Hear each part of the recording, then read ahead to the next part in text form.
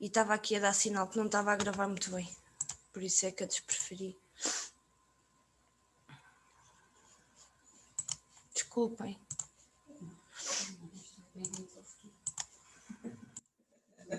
Não, mas como está mais afastado, tenho que falar mais alto, um bocadinho. Porque a câmara está muito afastada. A captação do som está ali. Está lá? Poxa, que não temos aqui nada.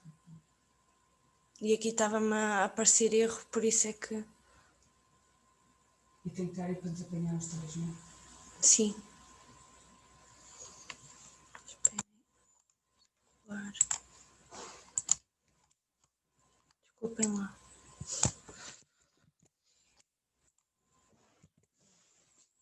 Vou fazer sinal, quando estiver em direto. Falem um bocadinho mais alto.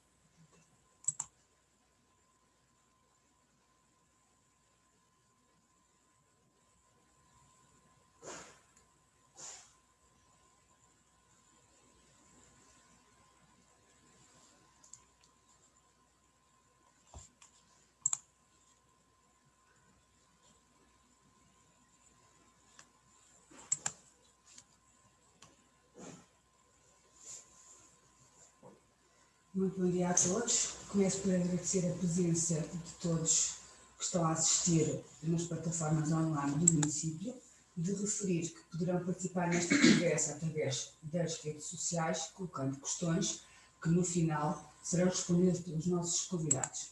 De seguida, cabe-me agradecer a disponibilidade do professor João Paulo Oliveira Costa, que amavelmente aceitou o convite para estar presente nesta atividade e, em particular, nas Jornadas Europeias do Património. Bem-aja. A Biblioteca Municipal associa-se desta forma às Jornadas Europeias do Património, que este ano se regem pela temática Educação e Património. Esta atividade é uma forma da Biblioteca Sem Portas e assumir esta função de educar para o património. O emblemático Castelo de Flor de Cadeira é o melhor dos cenários. Com esta iniciativa do Marca Livros, pretendemos apresentar livros que a comunidade pode encontrar na nossa biblioteca com os seus respectivos autores, convidando-os a deixar uma marca pessoal no exemplar da biblioteca. Nesta primeira sessão, tal como já referi, temos o privilégio de ter como convidado o professor João Paulo Oliveira Costa, que irá marcar o nosso livro Henrique o Infante. A Biblioteca Municipal de Florique da Beira está inserida na rede intermunicipal de bibliotecas das Beiras e Serra da Estrela, RIPS, que inclui 17 bibliotecas municipais e 2 bibliotecas universitárias. Esta rede tem um catálogo coletivo com mais de 700.000 títulos disponíveis através de empréstimo intrabibliotecas. Percorrendo este catálogo, encontramos vários títulos de que o nosso convidado é autor ou coautor. Títulos que basta ao leitor requisitar na nossa biblioteca para ser solicitado às outras que o tenham e assim ficar disponível. E na RIPS encontramos alguns dos livros que nos permitem conhecer melhor João Paulo Oliveira Costa. Encontro Portugal-Japão, o Japão e o cristianismo no século XVI, a descoberta da civilização japonesa pelos portugueses, Portugal e o Mar da China no século XVI, descobridores do Brasil, a nobreza e a expansão, o Império Português no Oriente, Dom Manuel I, um príncipe do Renascimento, o livro de hoje, Henrique o Infante, da Terra plana ao globo terrestre. Enfim, diversos títulos que nos apresentam um académico dedicado às temáticas da expansão portuguesa na sua gênese e na sua máxima extensão, com um estudo aprofundado das relações históricas entre Portugal e o Extremo Oriente. João Paulo Oliveira Costa nasceu em Lisboa a 1 de abril de 1962. É professor catedrático de História da Faculdade de Ciências Sociais e Humanas da Universidade Nova de Lisboa desde 2009. É especializado em História dos Descobrimentos e da Expansão Portuguesa, em particular nos séculos XV e XVI e na Ásia. As suas dissertações de mestrado e doutoramento versaram sobre a presença portuguesa no Japão e foram complementadas por estudos sobre a nobreza no reino e na formação do Estado da Índia, tendo dirigido projetos financiados pela Fundação para a Ciência e Tecnologia sobre estas temáticas entre 2000 e 2008. Depois, alargou o campo de estudos globalmente nos séculos XV e XVI e também ao Renascimento e à expansão marítima europeia. Desde 2002, foi diretor do Centro de História Aquém-Alemar, agora Centro de Humanidades, no qual continua a ser investigador.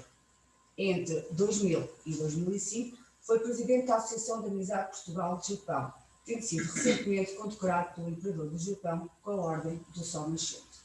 Voltando ao nosso catálogo Rips, encontramos outros títulos da sua autoria, desta vez romances históricos. Temos O Império dos Pardais, em 2008, O Fio do Tempo, escreveu também O Cavaleiro de Olivença, O Samurai Negro e Shogun, o Senhor do Japão, em 2018. Alguém cometeu aqui uma inconfidência, diz que provavelmente estaria a fazer uma outra obra. Já está, da Mãe Timão Branco, já sabemos assim. Então pronto, e lá está, não. Talvez se inspire aqui no nosso castelo e em Setúbal da Beira também. Aliás, convido também o público que está a ver online a ver a sessão desta tarde das jornadas, em que se discutirá a possibilidade da promoção de uma rota do infante Dom Henrique na Beira, sendo que o nosso convidado também estará presente para aprofundar essa história e esse lugar patrimonial que poucos conhecemos. Para apresentar o livro de hoje, convido e passo a palavra à Lia Nunes, historiadora, uma sul-license orgulhosa e estudiosa do património e da cultura da sua terra, que neste momento está a colaborar com o município de Sourico da Beira nos projetos que estão a ser apresentados nestas jornadas. Lia. Muito obrigada, Margarida. É uma honra estar aqui com si e com o professor. De facto, foi uma necessidade para mim, ao início, pedir que a Biblioteca Municipal adquirisse o Henrique o Infante, porque não só pelo convite do professor para aprofundarmos esta temática desta ligação do Infante Henrique à nossa terra, como vamos poder ouvir um bocadinho mais da parte da tarde, mas também porque é uma temática que nos está muito próxima e se calhar começaria por aí, em vez de estar a apresentar o livro, para não cansarmos também os participantes online, se calhar fazer desta apresentação uma conversa. E de facto aqui a primeira pergunta e a primeira temática, a primeira intervenção que lhe pedi é de facto para falar disto do que é fazer uma biografia, porque o professor de facto orientou-me desde o início também nesse trabalho que eu fiz com uma outra personagem, e eu lembro-me sempre do professor me ter dito que era muito difícil fazer uma biografia histórica, porque é muito difícil conseguirmos, e principalmente para mim que sou mais jovem, perceber toda essa complexidade de uma vida humana e ainda por cima com figuras que marcam a história e que ficam para lá do esquecimento. Como é que vê esta prática da biografia? Bom dia a todos, estou Margarida, muito obrigado pelo convite da biblioteca. Como de gosto estou aqui no município de Sourico da Beira para falar com as pessoas interessadas neste tema, e agradeço também à Lia Nunes todo o empenho na organização desta atividade, que tenho muito gosto em participar, porque é para falar de uma obra que eu realizei e, portanto, com a qual continuo profundamente ligado, e sempre posso falar sobre estes temas, fico muito feliz. Fazer biografias, durante muito tempo houve uma altura no século XX, que, grosso modo, a sustentar século XX, o tempo em que eu ainda me formei na Faculdade de Letras, nos anos 80, em que as biografias estavam desprestigiadas. Privilegiava-se fazer outro tipo de estudos em reação à antiga, a uma historiografia mais antiga, que era, sim, de facto, por um lado positivista, ligada muito aos acontecimentos e muito a uma história extremamente política. E muitas vezes imagina-se que a personagem tem só essa dimensão do ator político, e aí as pessoas também se preocupavam apenas com isso. Procurou-se depois perceber as grandes linhas da evolução das sociedades humanas, através da percepção da história económica, através da percepção também da história social, e olhando sempre aos grandes grupos. O olhar para os grandes grupos é fundamental, foi um passo importantíssimo na evolução do nosso conhecimento da história, mas como tudo, a partir de uma certa altura também se esgotou, não no sentido de que já está tudo feito, mas no sentido de se perceber que é insuficiente para perceber a humanidade. Ou seja, e aquilo que hoje em dia, creio que é o resultado dessa evolução da historiografia ao longo de todo o século XX, é que agora, no início do século XXI, e agora são 2 décadas, já vamos falar disso com alguma propriedade, há uma articulação e há uma complementaridade entre os historiadores que continuam a pensar essencialmente nas grandes linhas da história, e, portanto, nas longas durações, com aqueles que se preocupam não só com pequenos episódios, a história dos acontecimentos, que também é fundamental, mas com esta dimensão fundamental que é a da biografia. Porquê? A biografia é fundamental porque, para todos os efeitos, o motor da história é o ser humano na sua liberdade individual. O que acontece é que, apesar de tudo, naquilo que é o devir da humanidade, a maior parte das pessoas, mesmo inconscientemente, tomam todos os dias decisões que são, grosso modo, são decisões livres, mas muito condicionadas. O operário que tenha pouca instrução, por mais que queira ter opções livres, não as pode ter, porque para a sua sobrevivência depende daquele trabalho, dificilmente terá alternativa, a partir de uma certa idade, e portanto a sua liberdade a pouco e pouco perde-se. Perde-se realmente porque a maior parte das pessoas, apesar de tudo, acabam por ser esmagadas pelos condicionalismos. Agora, isto não impede que em todos os tempos haja pessoas que marcam saltos na história. Aliás, que é o caso do Infante Henrique. Aliás, a questão fundamental é quando a história é sacudida, quando a história tem um sobressalto e os tempos mudam, na maior parte dos casos é devido ao género individual de alguém. É o alguém que é o inventor, é o alguém que provoca a invenção, é o alguém que faz desencadear uma revolução corresponde a um lavrar de décadas, muito provavelmente, de insatisfações ou de tentativas de reforma, que falta apenas dar a expressão. E a expressão é desencadeada muitas das vezes por um indivíduo. Por mais que nós percebamos que a Revolução Bolchevique estava a lavrar na Rússia nas décadas, durante todo o governo de Nicolau II, se não fosse a ação de determinadas figuras, inclusive a maneira como Lenin consegue depois voltar para a Rússia, a Revolução Bolchevique, se calhar, mesmo tendo realizado, não tinha tido o impacto que teve, porque faltaria as personagens depois se fossem capazes de agarrar com toda a força. No caso dos descobrimentos desencadeados pelo Infante Henrique, é um pouco a mesma coisa. A Europa, desde meados do século XIV, ou durante todo o século XIV, a Europa estava já em condições técnicas de avançar para o mar.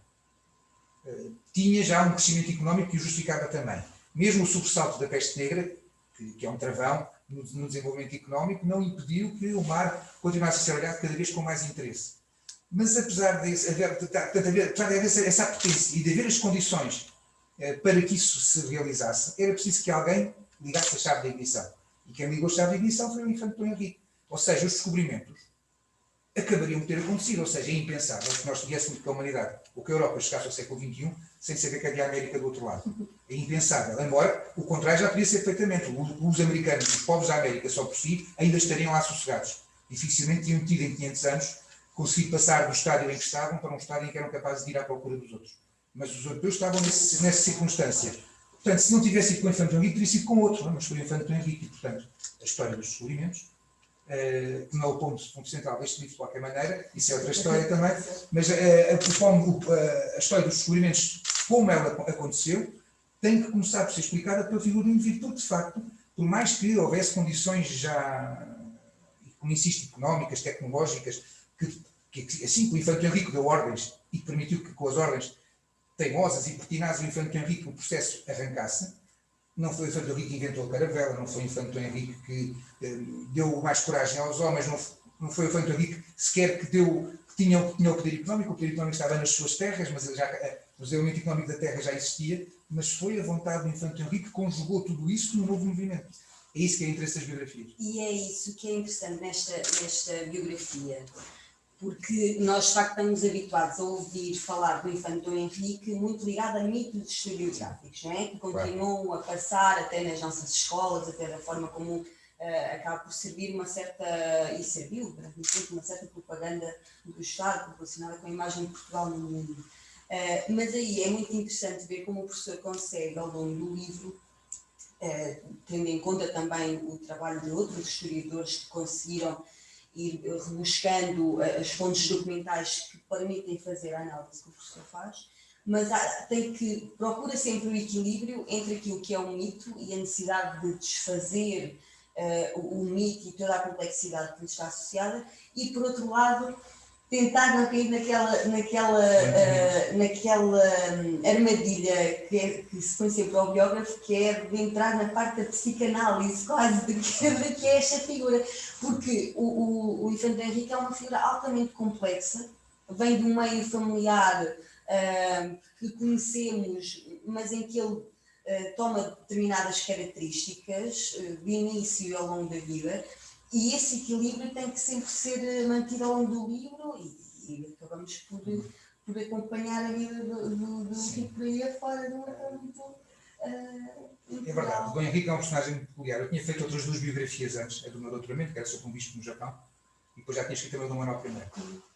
Eu acho que o bispo do Japão conheço, acho que se voltasse ao século XVII e ele tivesse distraído, punha-me no lugar dele e fazia o que ele fez. Ou seja, fazia o que ele fez como eu queria fazer, porque acho que o percebia, é um personagem muito interessante, mas muito arrumada naquilo que eram os seus objetivos e são fáceis de perceber. O Dom Manuel I também, mais coisa, menos coisa, eu acho que se me vestisse Dom Manuel I não faria muito diferente dele, eu não concordar, mas não faria muito diferente dele. Eu este não sei. Não sei. Que é um personagem enigmático, é extraordinário, neste sentido. Eu consigo perceber o Infante Henrique visto de fora. Quer dizer, o visto de fora é muito simples, é um homem carismático, capaz de harmonizar com toda a gente, e toda a gente é uma pessoa capaz de levar todos a convencer toda a gente daquilo que ele quer. E desse ponto de vista, mas pela bem, não é? Não é bruto, todas as pessoas dão-lhe mérito, todas as pessoas o ouvem, todas as pessoas seguem os seus conselhos. E ele é um pacificador. Harmoniza sempre todas as quesílias que há na família ao longo de 40 anos, é ele que as harmoniza. Agora, porquê é que ele o faz? Aí é que está a dificuldade. É um homem absolutamente generoso ou é um homem absolutamente cínico? Exato. E ficamos sempre sem perceber, porque ele ao mesmo tempo é muito inflexível naquilo que ele quer, ao mesmo tempo ajuda muito todos os outros e portanto, é uma personagem que nós podemos perguntar, mas ele era naif? Não creio que não. Era também absolutamente um maquiavélico, que fazia tudo só por interesse? Também tenho a impressão que não. Ou seja, há ali uma cota de generosidade no indivíduo que é genuína. Mas não é um generoso parvo, é um generoso que sabe que cada vez que é generoso também tem consciência dos proveitos que tira de ser generoso. Agora optou sempre por essa generosidade em vez de ser por brutalidade. Estava aqui a começar, antes de começarmos o programa, num dos episódios mais extraordinários da vida dele, que é dos menos falados, que é na crise a seguir à morte do rei Dom Duarte. Quando o rei Dom Duarte morreu, sucedeu-lhe no trono Dom Afonso V, que tinha apenas 6 anos, e portanto foi preciso ter uma regência.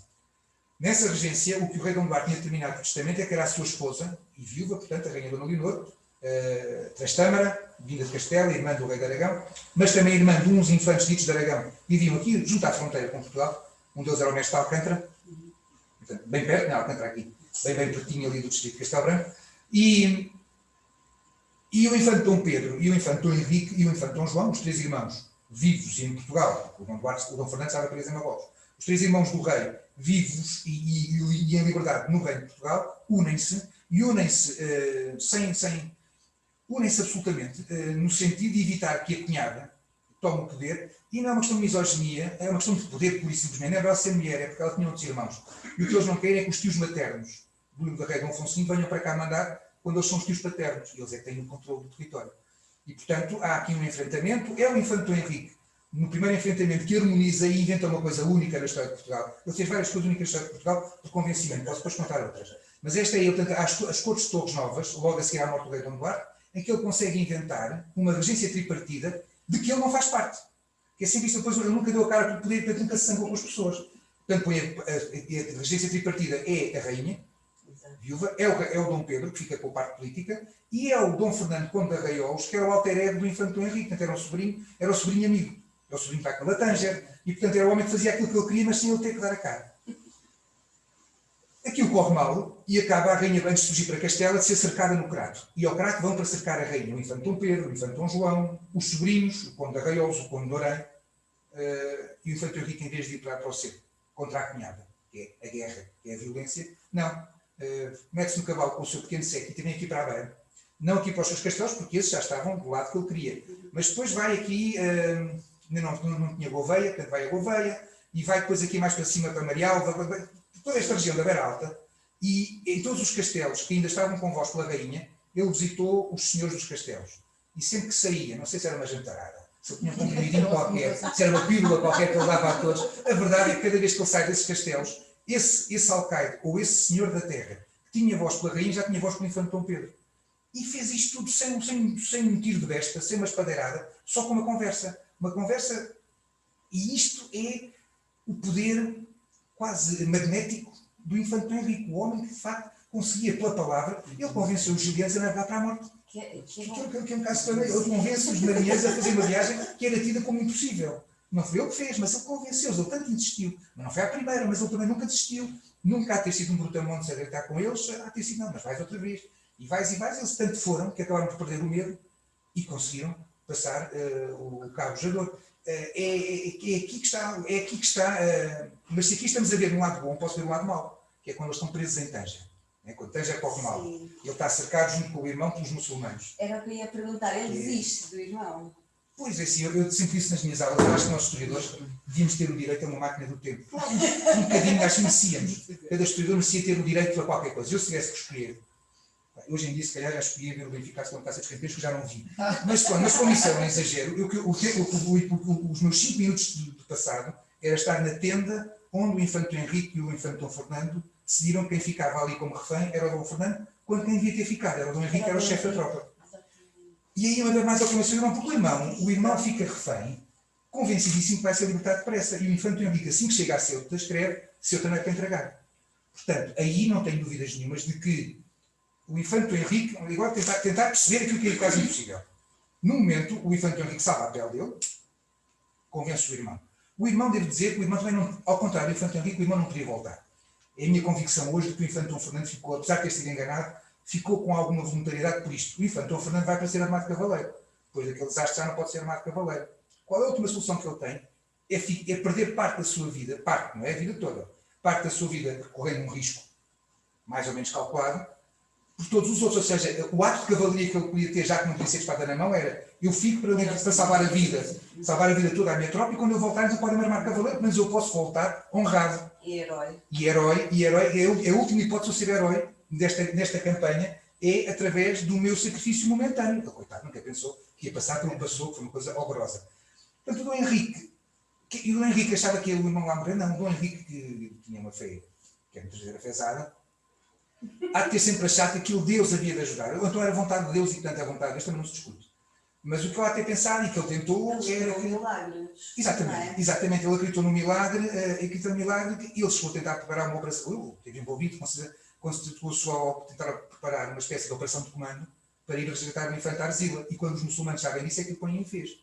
Porque em Arzila, qualquer uma operação anfíbia bem executada, podia ter salvado o infante Dom Fernando. Em fez, era impossível. E, portanto, eu, mesmo nesse caso, que é o caso mais negro da vida do infante Dom Henrique, eu não consigo colocar os tons todos negros. Ou seja, eu penso que ele está ali. O irmão é usado como toda a gente é usada, mas é um usado com a esperança de que aquilo há de estar a volta. Há de haver maneira de dar a volta. E quanto a essa questão da fé, é preciso perceber o seu tempo. Não nos esqueçamos que um dos heróis, o herói seguramente de todos os infantes da Visa, é o Nova Esperança. Sim. E o Nova Esperança, a meio de uma batalha, foi-se pôr a rezar. Só que o Nova Esperança, aquilo que resultou, e depois ganhamos a batalha de Valverde. Por isso não era para todos, é como o Nova Esperança, apesar de ter fé, era um grande general. E o infante Henrique tinha fé, mas era um mau general. E, portanto, a questão aqui é que isto não foi a oração que deu a batalha, foi a qualidade do mando e da tática de Nova Esperança. O Dom Henrique aí é um desastre. A campanha de Tanger, pode-se dizer que é a arte da guerra do Sun Tzu, que é a arte da derrota, que era só descrever toda a campanha. O infante Henrique, que é um homem extraordinário, nesses meses em que está em Marrocos, que ele tanto queria, ele está em Marrocos para cumprir o seu sonho de 20 anos, e só faz as neiras. Não, mas incompetência técnica. As escadas são mais pequenas do que as muralhas, porque era só ter uma ideia da altura.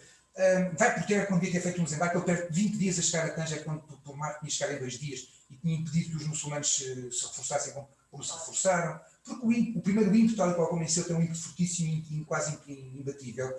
No primeiro assalto, os portugueses rebentam com a primeira porta das muralhas, entram no segundo patamar, rebentam com a segunda porta, e quando chegam à terceira porta é que já está cheio de pedras por trás e não conseguem rebentar. Só tinham ganho de Tanger como ganharam Ceuta. Mas os bois já estavam prevenidos, e com 20 dias de caminhada pelo meio da serra, em vez de chegarem lá depressa, portanto há assim um conjunto de... E é bom, através do livro, perceber... Quer dizer, a biografia já não consegue ser uma geografia, não é? Percebemos as falhas, queremos as falhas, as falhas até, sendo um homem super pacificador, também tinha falhas na sua diplomacia, com Espanha, nesta coisa cruzadística relativamente a Granada. Havia ali, houve situações em que ele pôs o reino até fazer. Claro, quando vai a ser pela segunda vez, e depois pela sua iniciativa, sem pedir autorização ao pai, vai atacar Gibraltar, por sorte houve uma tempestade, ele voltou para trás, e o pai vai logo embora daí, e o pai dá-lhe o não sei o que, o pai, por causa disso, o pai, que é outro aspecto extraordinário. É porque o Infante Henrique é o filho predileto, não há dúvida nenhuma sobre isso. E aliás, o Dom Pedro tem amargos de boca, literalmente, porque. E porquê que o Dom Henrique é o menino do papá? Porque é assim que a gente pode dizer. Uma vez mais, quer dizer, não é, vamos para a expressão, não é um engraxador, é só a pessoa que está mais perto psicologicamente. O rei tem 6 filhos. Por mais que nós possamos dizer, eu tenho só 2, portanto é mais fácil dizer que gosto igual pelos 2. E depois são tão diferentes, mas em cada um depois gosta das coisas que são as coisas deles. Em 6 filhos, ninguém me diga quem tem 6 filhos que não tem o predileto, porque tem. Não é o predileto de gostar mais, mas é aquele com quem terá mais afinidades. E é nesse aspecto das afinidades que é indiscutível que o infante que tinha mais afinidades com o pai era o infante do Henrique. E depois o infante tinha uma outra coisa que sempre, é homem, sempre tudo certo, não é? Ele, quando nasce, é o quarto dos mais velhos. E de tal maneira ele condiciona os outros, depois nascem todos de carreirinha, não é? O infante Dom Afonso depois morre em 1390, Dom Duarte em 91, Dom Pedro em 92, já ao fim do ano, e 15 meses depois, março de 94, nasce o infante Henrique. E depois aqui há um hiato nas gravidezes da rainha, e depois nasce uma rapariga, que é a infanta Isabel, e os últimos 2 rapazes só nascem 6 anos depois do infante Henrique e 8. Portanto, há ali um hiato entre o Dom João e o Dom Fernando e os mais velhos. Sendo o quarto, portanto, era aquele a quem nunca estava prometido o poder, e claro, como o mais velho morre, ele continua a ser só o terceiro. Mas a verdade é que, sendo o terceiro, está sempre equiparado praticamente aos 2 mais velhos, porque eles são todos muito próximos. E o Dom João I resolve tudo de uma vez. Aliás, estamos aqui em Solúrico da Beira a falar do infante Henrique, particularmente, porque esta terra foi do infante. E foi do infante através da criação do senhorio de Viseu, que é negociado entre o rei e as cortes em 1408. E é criado, até ao passado, em 1411. Sendo tornado ducado depois em 1415, na sequência da conquista de Ceuta. Ora, o que é interessante, e isso mostrei no livro, é que o Dom Duarte e o Dom Pedro tiveram que esperar que o mais novo fizesse 14 anos, para que então ele faz 14 anos em março e em abril veio nessas cortes para resolver o infante dos 3, por atacar. E, portanto, ele condiciona os outros como? É ele, que é o mais novo, e portanto, ao mesmo tempo, ele pode ser um menino do papá, mas é o mais descartável dinasticamente. Pode ser um desconforto, mas ele que não queria mandar, pelo contrário, mas é ele que o Dom João atribui a chefia para desembarque nas praias de Ceuta. Não é nem ao herdeiro, nem ao Dom Pedro, é ao Dom Henrique, para todos os efeitos. E é porque é o mais descartável ou porque é o mais querido? Vai-se lá saber. E mesmo o Dom João I nunca deve ter racionalizado isso. As coisas há impulsos nas nossas vidas em que as coisas se misturam. E é uma coisa que é fundamental quando se faz uma biografia, é precisamente essa questão do impulso. Ou seja, quando estamos a trabalhar, um dos problemas muitas vezes da historiografia é que a maior parte dos historiadores tendem a tirar os sentimentos às personagens. E normalmente nesta questão das biografias, um rei, por exemplo, um rei nunca se apaixona, um rei só tem desejos obscenos. Um rei nunca pode querer nunca pode querer gostar das pessoas, tem que ter sempre um interesse. Ou seja, torna-se as pessoas cínicas ou torna-se as pessoas desprovidas de sentimentos nobres. Porque os sentimentos nobres são os do amor, são os da amizade, isso são ambichices, isso não é para a história. Faz parte da vida, mas a nossa vida, eu também disse para os meus alunos, pensem no vosso dia-a-dia e pensem como é que no nosso dia-a-dia nós nos comportamos. E na verdade, mais de 90% do que nós fazemos todos os dias é por emoção e não por razão. Eu tenho que comer porque tenho fome. O limite é para não morrer de fome, mas não é pela razão que tenho fome e escolho a comida que eu gosto, a não ser que seja de dieta, e mesmo assim, sabe-se lá, e por aí fora. Quer dizer, porque é que eu estou vestido assim e não estou de outra maneira? Aqui estou um bocadinho de razão, que é por respeito às pessoas que me estão a ver. Estava com uma t-shirt, outra coisa assim, mas de qualquer maneira, mas entre estas cores e outras, já estou no meu gosto. Não é? E depois a geração do infante, não é? É sempre bom relembrar que o título é o infante, não é? Sim. Mas a questão é que esta geração dos filhos de Dom João I nasce com este profundo e são criados neste profundo sentimento de nós ainda temos que legitimar esta dinastia, claro, ainda temos que legitimar esta herança que recebemos deste nosso herói, destes nossos heróis. Que são os heróis da Aljubarrota. Exatamente. Esta geração, devo dizer que eu conheço razoavelmente a história de Portugal, conheço melhor este período, mas mesmo pouco conheço razoavelmente a história de Portugal. Não tenho dúvidas que não há grupo de homens, dentro da família real. Não há geração mais fascinante que esta. Fascinante. Pois, por isso é que é fascinante. Fascinante, entende-se? Fascinante não quer dizer que gosta ou que não gosta, é fascinante. Fascinante para serem estudados, não pela maneira como se tomaram decisões, umas erradas, outras justas, outras boas, outras más, mas como interagem uns com os outros. Há uma finura política entre eles raríssima. Eu dou 2 exemplos, em que está sempre o Infante Henrique a ganhar, mas em que os irmãos percebem que estão todos a ganhar também. Primeiro exemplo. O Infante Henrique, e tem a ver com esta terra também, porque passando o Infante Henrique posso passar para o seu sucessor no senhorio desta terra de Celurico da Beira e de todas as terras do Ducado de Viseu, que é o Infante Dom Fernando. Porquê é que o Infante Dom Fernando, que é seu sobrinho, herdou? Isto é uma coisa extraordinária, porque não devia ter sido. Mas a questão é que, por uma única vez na história de Portugal,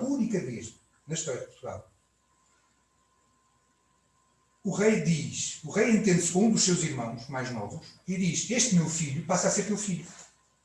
Não há mais nenhum caso na história de Portugal, nem creio que haja grandes casos em toda a história europeia. No Japão já há, noutras partes do mundo há, mas na história europeia pode ter havido outros casos, mas na Portugal não há, e mesmo na europeia é raríssimo que um rei oferece para filho um dos seus filhos segundos ao irmão mais novo que não tem filhos. Isto é uma confusão, mas vamos lá tentar explicar um bocadinho. Isto tem a ver com a lei mental. E tem a ver com quem é que ganhou com isto? Ganharam todos. O Infante Henrique diz, isto passa-se em 1436, e o Infante Henrique diz, numa carta, eles estão os dois em Estremoz, eu consigo ver essa cena. Essa não precisa da máquina do tempo, que essa eu consigo ver. Os dois sentados à volta de uma mesa numa sala do Castelo de Estremoz, e em que o Infante Henrique escreve, alguém escreve por ele, depois assina. Eu, Dom Henrique, tenho 42 anos nesta altura, mas não quero casar. Não quero casar, mas quero ter herdeiros. Portanto, preciso de um filho. E, portanto, peço ao meu muito amado irmão Dom Duarte, aqui ao lado, que me permita que eu me torne pai adotivo do meu sobrinho e afilhado, o Infante Dom Fernando. Portanto, o Infante Henrique, o que está à procura é de um herdeiro. Para que os bens não sejam desintegrados, não é? Bens que, para todos os efeitos, à hora da morte, transitariam para a coroa. O que é que o rei está a fazer? O rei não é parvo, gosta muito do irmão, mas não é parvo, gosta muito dos filhos. O rei sabe que aquele filho segundo, o Infante Dom Fernando, há de ter que ter propriedades. E o país é pequenito, e portanto o país não tinha mais espaço para mais infantes com grandes senhorios. E sabe que o Infante Henrique, o Infante Henrique está aqui a dizer que não quer casar, provavelmente era casto, e portanto tinha fama de pouco apetite carnal, fosse porque fosse, que é outra discussão que não vale a pena ter, mas se fosse porque fosse, se teve apetite carnal nunca se soube, nem homo nem heterossexual, não há notícia nenhuma, não ficou registro nenhum. Mas lá está, como o ser humano é imprevisível, e se de repente aparecesse uma cozinheira qualquer, ou uma escrava, ou uma dama do passo por quem ele se apaixonasse e casasse à socapa e tivesse um filho. Lá se ia a herança toda de Viseu para esse filho, legitimamente. E o rei Dom Duarte tinha que inventar um senhor novo para o filho. Portanto, o rei Dom Duarte, ao legitimar, ou aceitar que o seu filho segundo, isto é que é a política de um discernimento absolutamente extraordinário. O que o rei Dom Duarte no final fez foi antecipar a lei mental. Ou seja, isto vai voltar para mim quando o meu irmão morrer, já está dito para quem é que vai para o meu filho segundo, e assim não tem que arranjar um senhorio. E portanto o Dom Henrique ganhou um herdeiro sem ter. O Dom Henrique tem um herdeiro sem ter filhos. O seu sobrinho, o Conde de Orem, tem um filho e não tem herdeiros, porque é um filho bastardo, nunca casou, o filho não contou. Veja-se a diferença, e a Casa de Orem desaparece naquilo que vai ser depois a grande Casa de Bragança final, mas a verdade é que há pessoas com filhos biológicos que não conseguem ter um herdeiro, e o Dom Henrique até sem ter filhos biológicos tem um herdeiro. Mas calma. Isto tem um prémio de assinatura. É que eles estão em Estremoz e se vão os dois para Évora, o rei convoca a corte e diz: agora vamos outra vez a Marrocos. E aqui o mano vai à frente da tropa. Portanto, o prémio de assinatura por esta coisa toda é que ainda o rei dá finalmente ao Dom Infante Henrique aquilo que ele tanto queria, que era voltar a Marrocos. Correu mal, mas é outra história. E o outro episódio neste género é já com o Infante Dom Pedro. Portanto, ali, e uma vez mais, é bem do país, mas é bem do Infante Henrique. Ou seja, porque aí tem uma coisa muito interessante. O Infante Henrique, tudo o que fez em seu benefício pessoal, que era, embora fosse em seu benefício pessoal, quase sempre foi também em benefício do país. O país nunca foi prejudicado pela ambição personalizada do Infante Henrique. Descobrimentos. Arrancam os descobrimentos e, a certa altura, chegam ao Rio Senegal, percebem que os negócios são interessantes, a hipótese dos escravos, a hipótese do ouro, tudo isto é um grande negócio. Mas é para os portugueses, é para toda a gente. E o Infante Henrique abriu o caminho, não havia lá nenhuma coisa a dizer, isto é dos portugueses. E, portanto, o Infante Henrique pede ao Infante Dom Pedro uma carta.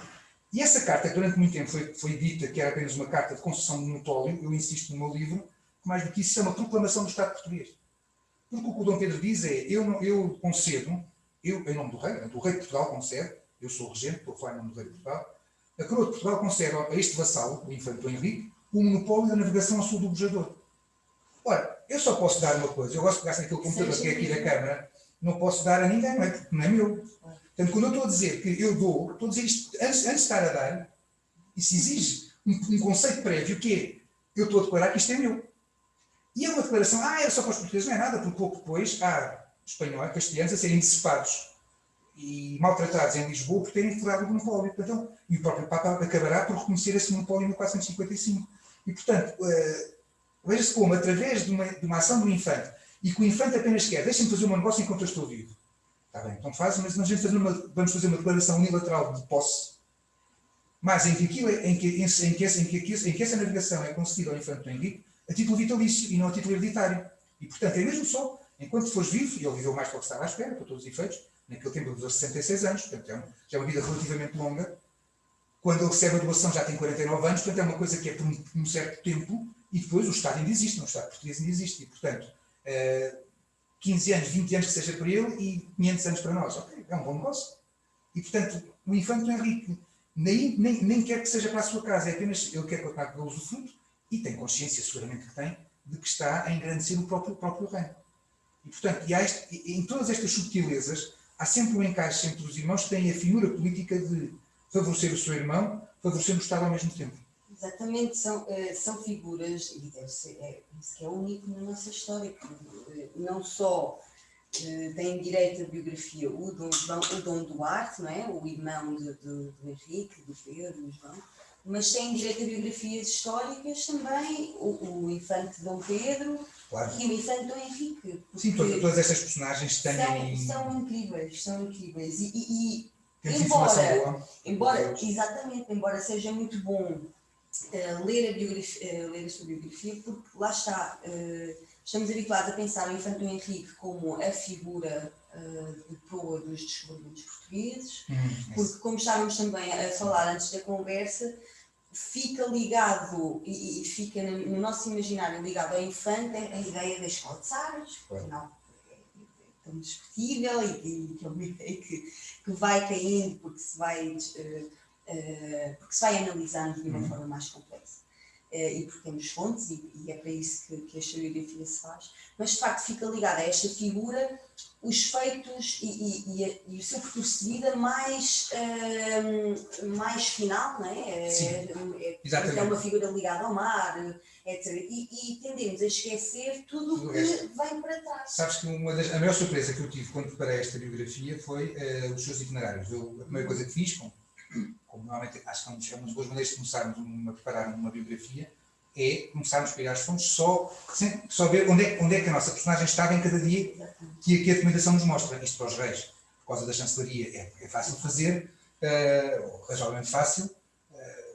Para uma personagem secundária politicamente como o infante Henrique já temos mais hiatos, temos menos informação disponível. Mesmo assim, a melhor surpresa que eu tive foi exatamente, ele está no Algarve, ele só esteve no Algarve mais duradouramente a partir de 1443.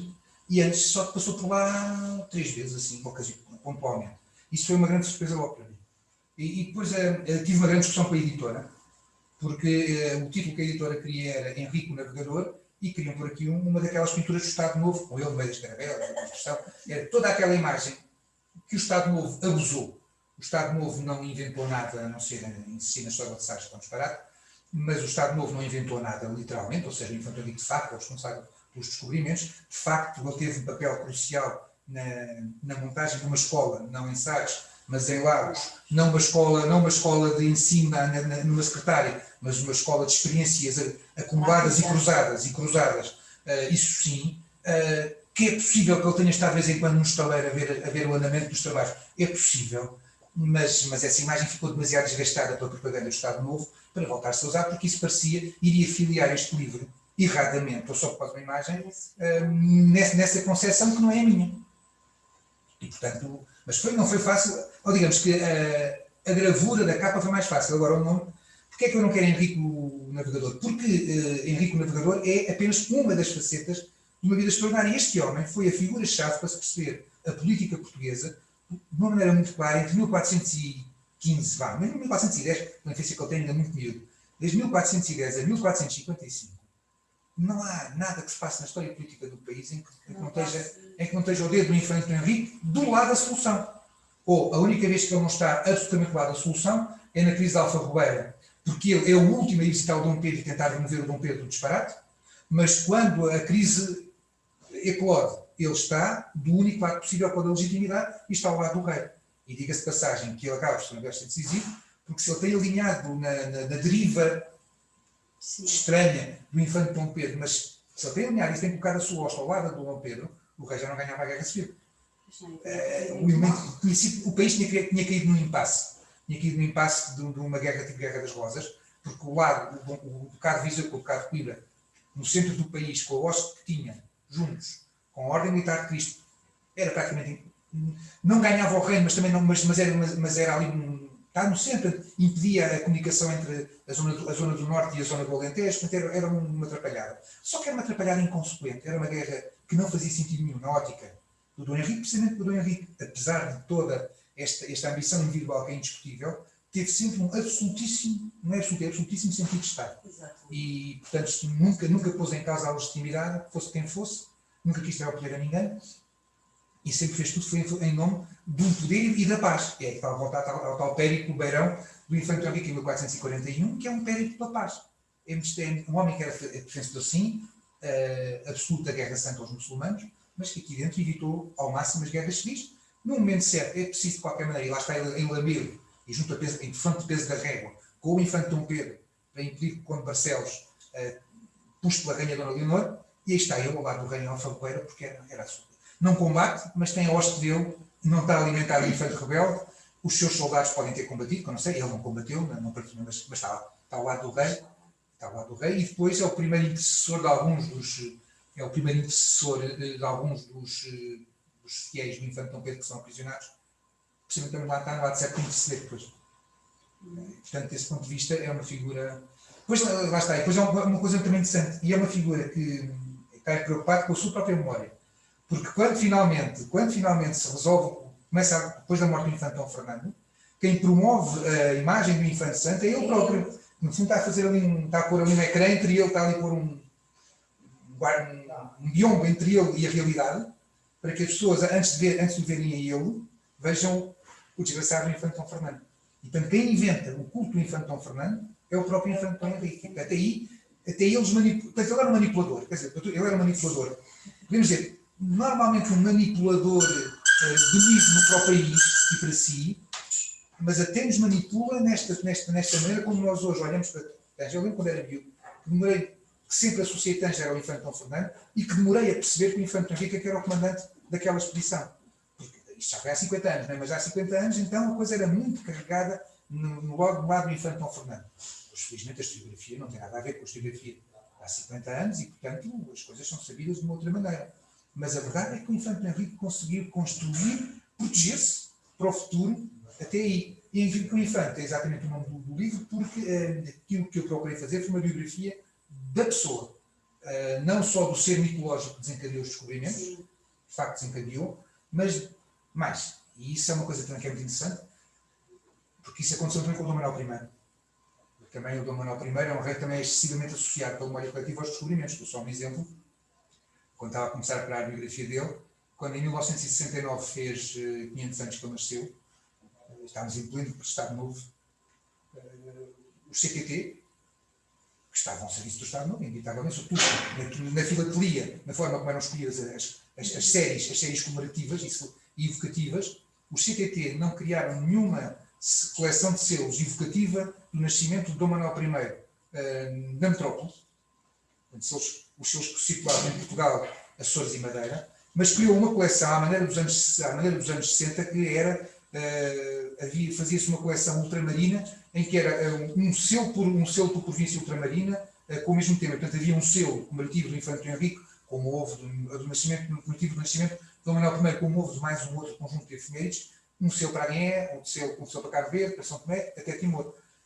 Mas, portanto, é muito interessante que em 1969 o próprio Estado Novo olha para o Dom Manuel I como um rei dos descobrimentos e não como um rei, quando o Dom Manuel I, que eu estudei depois e que eu biografei, é sobretudo um reformador interno e que, tal e qual como o Infante Henrique, apesar da sua memória depois ficar muito associada à expansão ultramarina, na vida deles, que é aquilo que interessa ao biógrafo, não é o que a gente pensa hoje, o que aconteceu, é o que é que eles foram. Na vida deles foi sempre um assunto lateral, importantíssimo, que eles perceberam o alcance que isso tinha, a riqueza que isso lhes proporcionava, o prestígio que lhes dava dentro da Europa, mas a partir do momento em que eu já estou a ver que o Dom Henrique e o Dom Manuel olham para os descobrimentos como uma maneira de terem prestígio na Europa, então calma.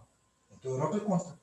Porque senão estavam-se nas tintas, porque é que o Dom Manuel I ia mandar um rinoceronte ou um elefante ao Papa, em vez de ficar com ele para si para vê-lo o resto da vida. É porque sabe porque é que o Infante Henrique manda logo pés de elefante à irmã. É porque percebem que têm dividendos a ganhar com isto, mas porquê? Porque eles querem ser famosos, não é na Índia, querem ser famosos na Europa. O Infante Henrique, outra coisa também que é importante, o Infante Henrique, apesar de nos manipular algumas coisas, noutras deu-nos a mensagem certa. O túmulo que está no Mosteiro da Batalha foi mandado fazer por ele. Aquela série dos 4 túmulos dos infantes, o último a ser peticionado, foi o último a morrer também, aquilo foi o próprio Infante Henrique. Ele tem uma estátua jacente, mas à frente tem os símbolos, todos os 4 têm os símbolos. Todos os 4 têm o símbolo, um escudo nacional, porque eles são todos filhos do rei de Portugal. É o símbolo que está do lado direito de todos os túmulos.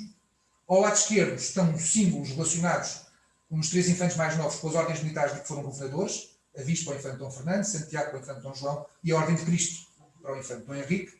No caso do Infante Dom Pedro, que não teve nenhuma ordem, acho que está, já não sei qual agora, mas acho que é o brasão da mulher. E depois ao centro, o Infante Dom Henrique tem mais um símbolo, tal e qual o Infante Dom Pedro.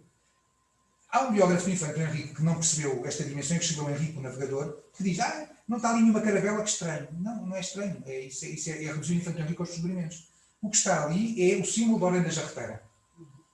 Que o primeiro português da Ordem da Jarreteira foi o Dom João I, que era cunhado do rei de Inglaterra, e depois todos os reis são, até à reforma protestante na Inglaterra, até o Dom Manuel I são todos os reis, são parentes da Casa Real Inglesa e são todos os membros feitos de cavaleiros da Ordem da Jarreteira. Se forem a Windsor, no grande salão de Windsor estão lá também os brasões de todos os membros da Casa Real Portuguesa que foram cavaleiros da Ordem da Jarreteira. Depois o Infante Dom Pedro já é um caso excepcional, porque a Ordem da Jarreteira é dada aos cavaleiros ingleses e aos reis aliados. O Infante Dom Pedro é dado à Ordem da Jarreteira quando ele vai a Londres na sua célebre viagem. E depois há um caso que os próprios historiadores da Ordem da Jarreteira dizem, este caso aqui estranhíssimo, que a gente não sabe o que é que aconteceu. Quem é que estamos a falar, uma vez mais, do grande manipulador da história, que é o Infante Dom Henrique, que em 1442 ainda foi lá ele. Veio cá um inglês com uma farda às costas, toma lá o seu também a Ordem da Jarreteira. Porque, aparentemente, não por causa dos descobrimentos, mas porque ele foi, durante muito tempo, até 1450, foi o governador de Ceuta. Não in loco, mas a partir do reino. E, portanto, o Infante Dom Henrique também é cavaleiro da Ordem da Jarreteira, sente-se. Contra toda a lógica da ordem, e o que é que ele faz? E o que é que ele coloca no centro do seu túmulo, por ordem dele, o símbolo da Ordem da Jarreteira, que quem fará a batalha também o verá na cabeceira do túmulo de Dom João I, também o verá no túmulo do Infante Dom Pedro, no túmulo de Dom João II, no túmulo de Dom Afonso V, porque todos eram membros, foram todos de cavaleiros da Ordem da Jarreteira. E, portanto, reparem, o que o Infante Dom Henrique diz, que é a memória que ele deixa de si, é: eu sou filho do rei de Portugal, que está à direita, fui governador da Ordem de Cristo, comunicava diretamente com o Papa, é preciso perceber, e fui cavaleiro da Ordem da Jarreteira. Portanto, o que está aqui sepultado é um cavaleiro da cristandade, que é o grande sonho, que era aquilo que ele queria ser, mas da cristandade, valorizando muito mais do que os descobrimentos o pertencer a uma ordem honorífica inglesa.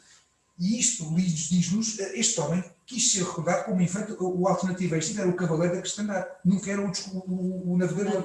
Não só porque ele navegou, mas isso cá até navegou mais do que nós imaginamos, porque muitas das vezes que ele foi ao Algarve foi a partir de Lisboa por barco e não a cavalo. Ele até navegou um número razoável de vezes. Foi 4 vezes a Marrocos e andou ali umas várias vezes entre Lisboa. Há uma altura, em 1446, que ele assina documentos, estando em Belém, pronto para partir. Em 46 ele não foi lá nenhum, portanto é prestar a partir para ir para Lagos ou para aquela zona ali do Barlavento, Algarvio. Mas, insisto, aquilo que o próprio Infante Dom Henrique nos legou foi a imagem de um cavaleiro. Aliás, que é aquilo que dizem logo os seus primeiros, não é bem biógrafos, mas as primeiras pessoas escrevem sobre ele, logo a seguir à morte dele, seja Gomes Anos de Urara, que é um cronista, seja Albice Cadamosto, que é um mercador veneziano, portanto são dois autores com perspectivas completamente diferentes, ambos dizem que este senhor foi um virgem cavaleiro da cristandade. Se ele era virgem ou não interessa, é-nos indiferente. É-nos indiferente, enquanto história é indiferente, para ele não teria sido, evidentemente, é-me indiferente porque, de uma razão muito simples, porque ele nunca fez do sexo e das relações sexuais ou das relações amorosas de parceria, não é, de parceiro, nunca fez disso um problema da sua vida. Pelo contrário, como eu não quero casar, adoto um filho.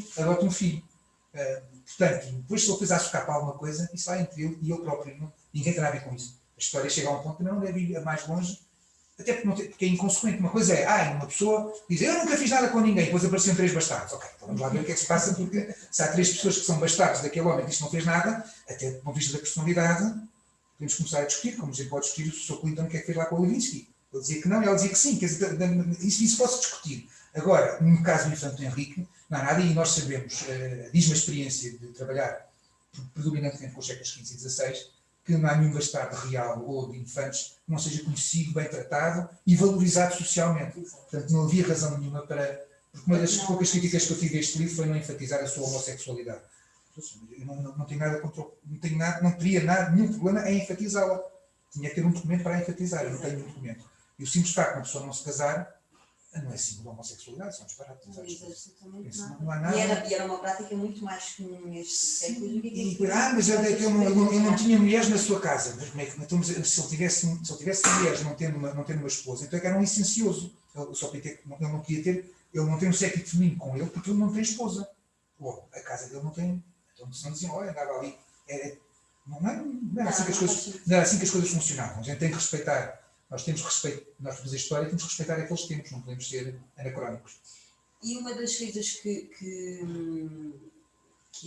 eu aprecio no livro é que dá sempre espaço também ao leitor para poder imaginar, para poder... eu quase quis fazer uma pergunta, mas não vale a pena isso, depois falamos em voz off, porque conseguimos ler o livro e além da leitura ser muito fácil, ser um percurso que faz com o leitor de uma forma muito, muito agradável, há sempre espaço para nos questionarmos sobre algumas coisas que uma personagem incrível destas nos faz questionar.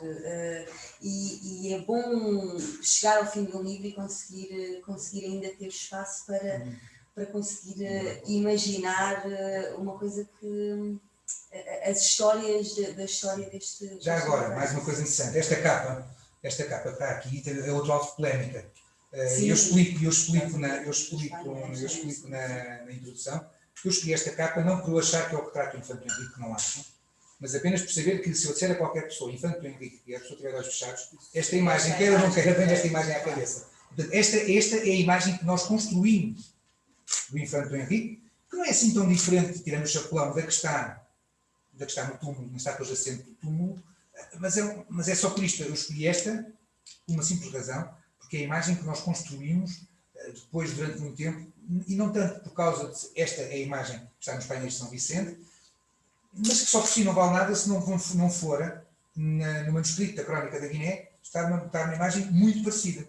Esta é mais bonita que a da Crónica da Guiné, e portanto foi esta que se escolheu para a capa, porque isto ao mesmo tempo é um testemunho do extraordinária qualidade da pintura portuguesa no final do século XV já, ou seja, equiparável ao melhor que se fazia nos Países Baixos. E, portanto, a escolha não tem a ver com uma tentativa de significar que este é o retrato do Infante Dom Henrique, mas apenas de que esta é a memória visual que nós guardamos do Infante Dom Henrique. Certo ou errada? Porque daquela geração só temos um retrato objetivo do pai no fim da vida, feito pelo Van Eyck, quando vem cá para pintar a infanta Dona Isabel, que vai ser do Pedro da Borgonha, e que antes disso ele aproveita e para Santiago deixou pintar também o Dom João I já velhote. Mas, portanto, só para explicar também que esta imagem não pretende resolver nenhum assunto, pelo contrário. É um dos tais assuntos para o qual não temos nem muito iremos ter. Continuávamos ininterruptamente, mas temos que acabar esta sessão.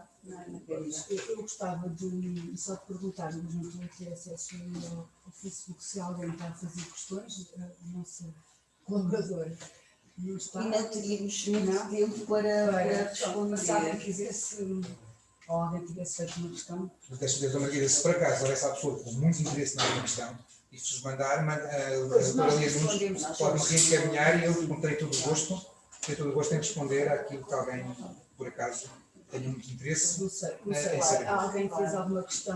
Não? Vamos então terminar este marca-livros com o objetivo que é a pessoa nos marcar então o nosso livro, o livro da Biblioteca Municipal. Sim, sim. Aqui? Para a nossa biblioteca. Municipal? É a Biblioteca Municipal.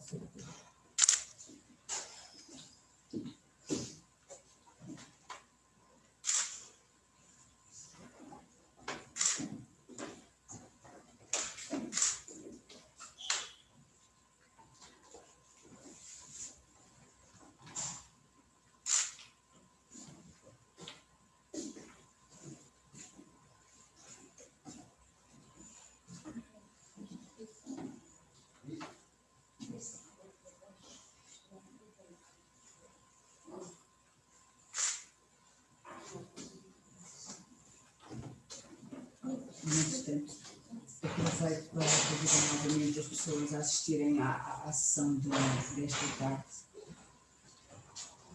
São 27. Sim, 27.